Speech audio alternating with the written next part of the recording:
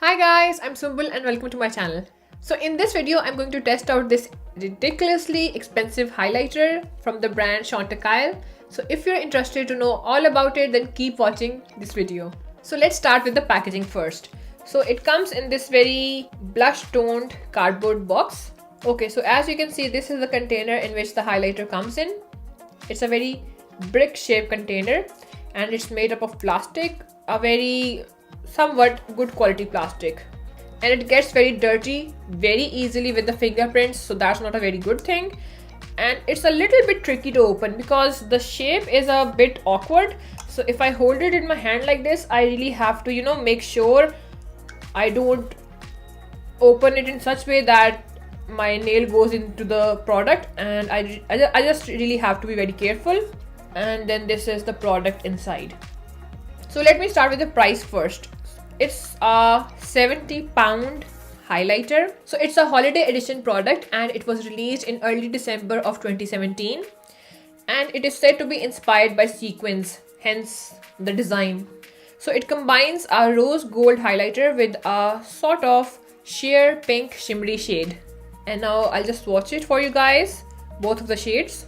So as you can see, the rose gold highlighter is a bit more smooth and pigmented, and the sheer pink shade has tiny gold particles in it, and it's quite sheer. It's not as pigmented as the gold highlighter. So I guess it will be more appropriate to use this pink shade as a blush topper or something like that. So I haven't applied any highlighter today on my face because I wanted to test this for the first time in front of you guys. So let's do that now. So first I'm going to apply the blush topper with this Spectrum brush. I don't know what's the number for this brush, but I do remember it came in one of my Birch boxes. Oh, it is very chunky glittery. I'm not sure if I like the look of it. The particles are not very finely milled. They really highlight the imperfections of the skin and the pores. I don't think I like this one, which is too bad since it's such an expensive product. They just appear to be sticking to my pores and pimples. So I didn't really like the quality of this pink highlighter. It's very chunky. It is very sort of patchy. Have you seen some dresses in which the glitter just keeps on falling? It's something like that. It doesn't really glide on my skin. In fact, it just sticks to the pores and acne, as I told you. So I'll give this one a miss. That's too bad. I spent so much money on it. I hope the golden one is a bit better than this. So now let's try the golden one, and I'm using this Delilah brush that came with my highlighter palette. I think I have done a video about it, so in case you're interested, it's in the video about the luxury products haul. So I'm going to be using this brush and then taking a little bit of golden and then just tapping the excess.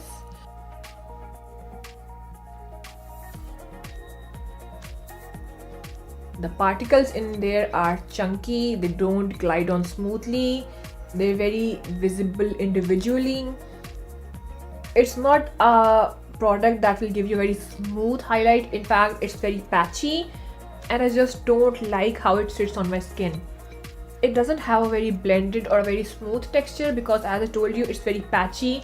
They are like very large glittery particles in it, and it's really hard to work with it and make it any better because, as I told you, the glitter is really sitting in my pores and on top of my pimples. You might have noticed with many good quality highlighters, for example the Becca Champagne Pop, that whenever you try to blend it, it's very easy to do so and make the effect lighter if you want to. But with this, because as I told you, the glitter is clinging to my skin, it's just like a very cheap glitter product I have on my skin. Even no matter how much I try to brush it off, it doesn't come off. The glitter stays where it is, and I just hate how it's looking on my skin. I am so regretting purchasing this and wasting such a lot of money on this product. I guess I just expected it to perform much better since it is such a high-end brand.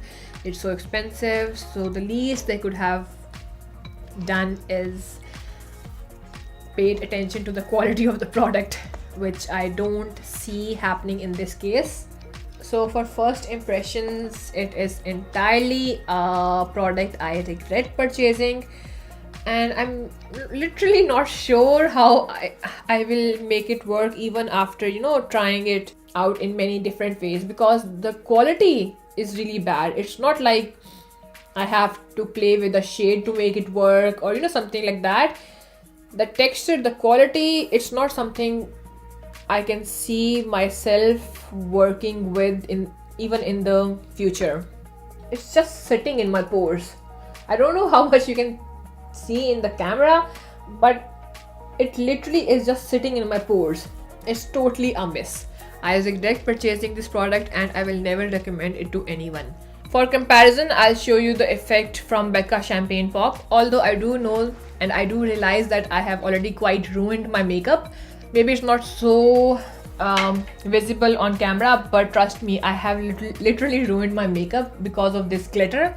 But still, I'll try to show you the effect by using the Becca highlighter, and maybe you can see the difference.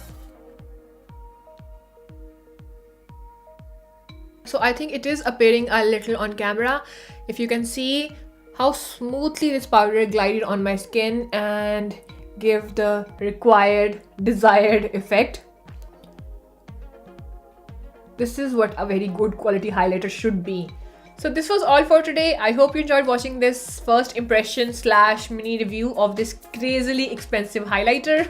And please don't forget to like, comment and share this video, and subscribe to my channel for more beauty videos every Wednesday. Until next time, stay beautiful.